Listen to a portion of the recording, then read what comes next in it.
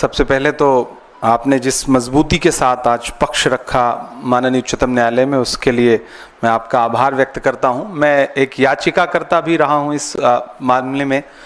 तो आज माननीय उच्चतम न्यायालय का जो अंतरिम राहत का आदेश है, उस पर मैं माननीय उच्चतम न्यायालय का शुक्रिया भी अदा करता हूं और राहत की सांस भी लेता हूं कि वक्फ कानूनों में जो संविधान विरोधी संशोधन किए गए थे, उस पर आज माननीय उच्चतम न्यायालय ने कई सारे बिंदु हैं जिस पर रोक लगाई है अगले आदेश तक।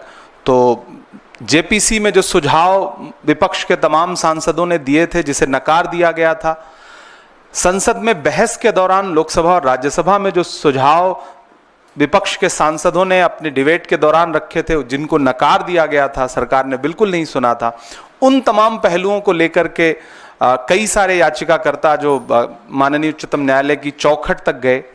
तो आज माननीय उच्चतम न्यायालय ने जो फैसला दिया है, हम उस अंतरिम राहत के लिए उनका शुक्रिया अदा करते हैं और हमें पूरा विश्वास है कि आने वाली अगली सुनवाई में हमें और राहत मिलेगी, क्योंकि यह संविधान के मूल पर हमला था, किसी धर्म विशेष, किसी वर्ग विशेष का मामला नहीं था। ये संविधान की जीत है और हम बतौर कांग्रेस पार्टी, मैं बतौर अल्पसंख्यक विभाग के अध्यक्ष के और एक सांसद के बतौर मैं ये कहता हूँ कि कांग्रेस पार्टी ने संविधान बनाने, बचाने और संवारने की पूरी जिम्मेदारी हमेशा उठाई है और उसे हमेशा उठाएगी।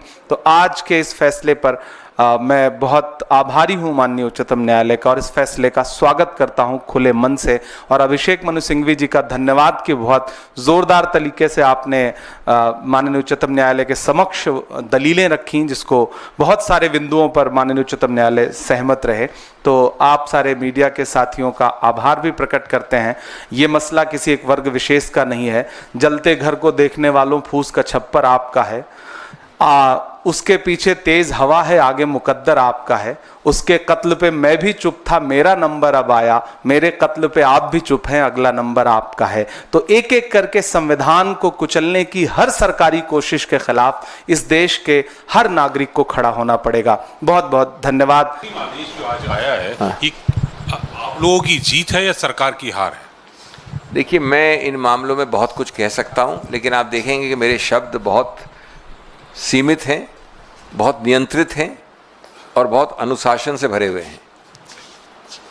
हमारी जीत और उनकी हार की बात नहीं है। जो आदेश है, आंतरिक आदेश उच्चतम न्यायालय को मैं आपके सामने रख दिया। 3 बिंदुओं का आदेश है। हमारे बिंदु 3-4 और हैं, उन पे निर्णय अभी नहीं दिया गया है, उसमें आंतरिक आदेश नहीं हुआ है।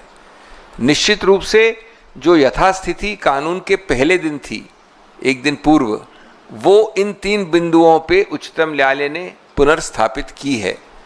तो वो बहुत अच्छी बात है, हम उसका स्वागत कर रहे हैं। नॉर्मली मैं समझता हूँ कि उस चीज़ का स्वागत नहीं किया जाता है जिसमें हम हार गए हों या तकलीफ हो जिससे हमें